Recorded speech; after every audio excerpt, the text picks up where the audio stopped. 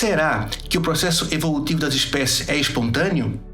A energia livre de Gibbs determina se a reação química é espontânea ou não.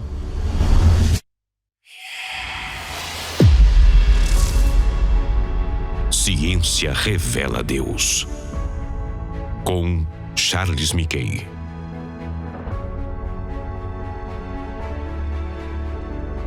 Olá, tudo bem?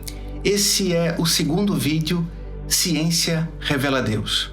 No primeiro vídeo, nós abordamos a lei de Lavoisier e a lei da biogênese, que aponta para a existência de um Criador. Hoje, iremos analisar a energia livre de Gibbs. A energia livre de Gibbs, ela foi determinada pelo físico, matemático e químico norte-americano Joseph Willard Gibbs, em 1883. A energia livre de Gibbs é uma grandeza termodinâmica que prevê a espontaneidade da reação química. A sua equação é ΔG igual ΔH menos T ΔS. É uma questão um pouquinho complexa, mas vou tentar explicar de uma forma mais simples. Nessa equação, o ΔH é a variação de entalpia. O que significa isso? É analisado a energia dos produtos com a energia dos reagentes na reação química. Por exemplo, metano. Quando sofre combustão, ele forma CO2 e água. O produto da reação tem menos energia que o reagente, que o metano, pois liberou energia. Com isso, o ΔH é negativo. E o ΔH negativo, ele favorece, então, para que a reação seja espontânea. O outro termo é o T, que é temperatura, e depois tem ΔS, que é variação da entropia. A segunda lei da termodinâmica diz que o universo tende à desordem, tende ao caos. Essa é uma lei científica.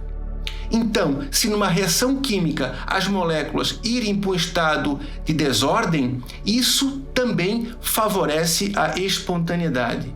Aí então o ΔS também é negativo, favorecendo que a reação aconteça naturalmente. Então, o resultado dessa equação, o ΔG, ele necessita do resultado ΔH e do ΔS. Então, se a reação química libera energia e ela aumenta a desordem, então sim, é uma reação espontânea.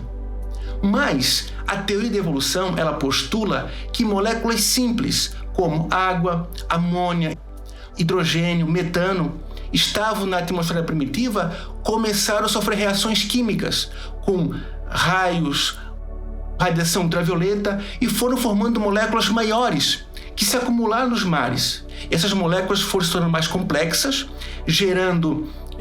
formando os coacervados, que a partir daí surgiu a primeira cadeia de DNA, formou-se posteriormente bactérias, protozoários, fungos. Aí veio o reino vegetal e o reino animal.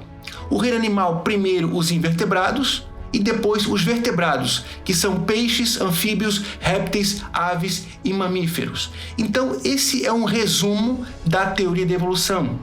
Mas será que esse processo todo pode ser espontâneo? Porque, segundo Gibbs, para ser espontâneo, as moléculas, ao reagirem, têm que liberarem energia. Elas tendem a um estado mínimo de energia. E também elas precisam aumentar a desordem. Isso também traz estabilidade para as moléculas e para as reações. Mas o que a gente tem observado é que moléculas simples estão se organizando em moléculas complexas, moléculas orgânicas. Por exemplo, a menor molécula de DNA tem 5.000 átomos de carbono.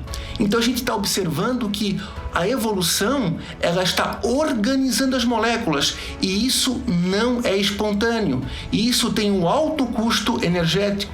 Da mesma forma, na questão da entalpia, moléculas inorgânicas têm baixo teor de energia nas suas ligações intramoleculares. Agora, moléculas orgânicas complexas têm alto índice de energia. Então, isso também não é espontâneo, porque exige um alto custo energético. Então, analisando esses dois fatores da energia de Gibbs, nós podemos concluir que a teoria da evolução não é um processo espontâneo que não ocorre naturalmente. Então, com isso, podemos concluir que a teoria da evolução ela afirma que moléculas mais complexas, com ligações mais energéticas, se formam de moléculas inorgânicas, contrariando os dois termos da equação de Gibbs, indo contra a segunda lei da termodinâmica, que diz que o universo tende à desordem e não a uma ordem, como está falando a teoria da evolução. Mas a energia livre de Gibbs, assim como a lei de Lavoisier e a lei da biogênese, estão apontando para um criador, pois a equação de Gibbs está em perfeita harmonia com a ideia de um criador que fez tudo e organizou todas as coisas. E ao entrar o mal no mundo, aí sim veio a desordem e o caos.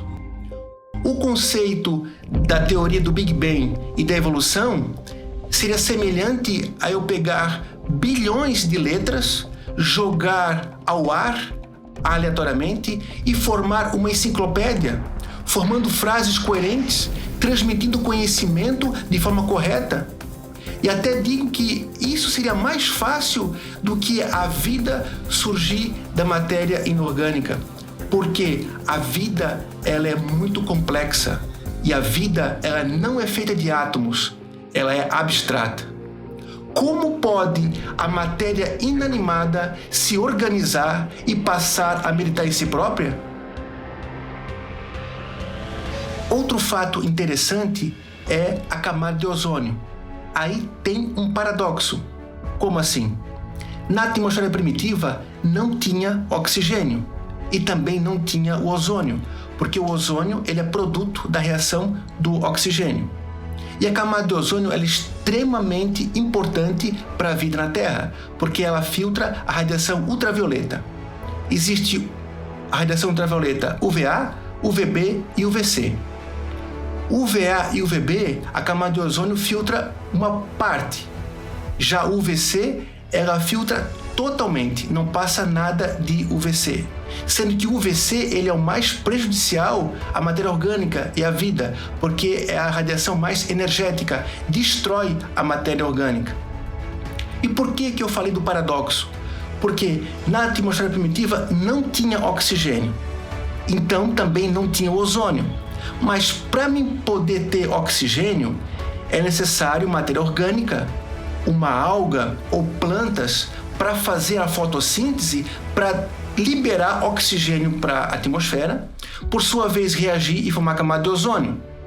Mas em contrapartida, sem camada de ozônio, o UVC atinge a Terra com toda a sua intensidade, dizimando qualquer matéria orgânica existente. Então, como ter uma camada de ozônio se eu não tenho matéria orgânica para produzir oxigênio? Então, aí há o paradoxo, porque sem camada de ozônio não tem matéria orgânica, e sem matéria orgânica eu não produzo o oxigênio que irá produzir o ozônio. É interessante que o ozônio, para nós, ele é extremamente tóxico, mas lá na atmosfera, entre 12 e 30 quilômetros que fica a camada de ozônio, ela é indispensável para a manutenção da vida na Terra. Então, a desordem e o caos não gera ordem. Apenas um Criador, que é vivo, tem a capacidade de gerar vida e gerar ordem.